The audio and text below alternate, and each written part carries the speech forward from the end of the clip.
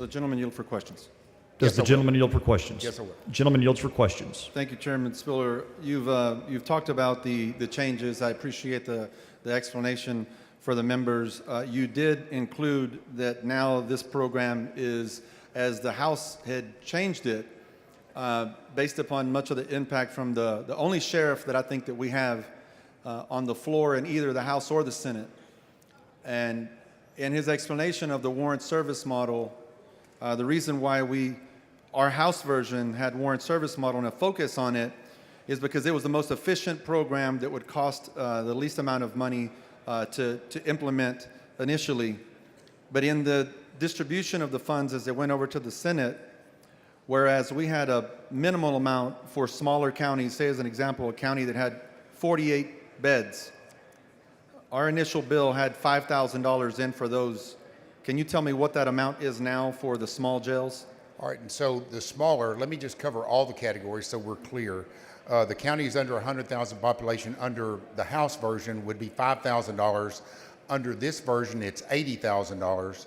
For counties with a population of 100,000 to 499,999, under $500,000, under our version was $10,000. Under this, it's $100,000.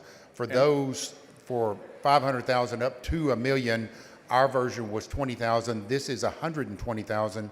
And for those that are $1 million or more, went from $40,000 to $140,000. Well, so for a county like my own, we have 5,000 beds in Tarrant County.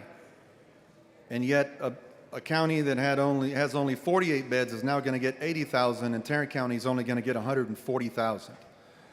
Well, So the way I understand it, it depends on the population of the county, not necessarily how many beds that the jail actually has, but yes. I just wanted to state that our version was much smaller, and it was more based upon the actual persons that you might have in your, not just your population of your county, but the likely size of your jail. Is that correct? Right. Thank you.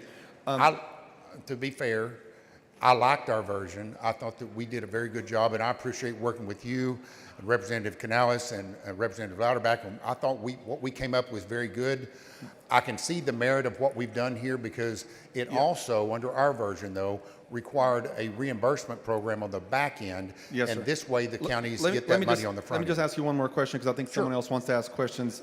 As the last question, now that you have this set aside and you gave it up front, this is a defined grant program. It doesn't grow from this for this percentage, correct? From this number?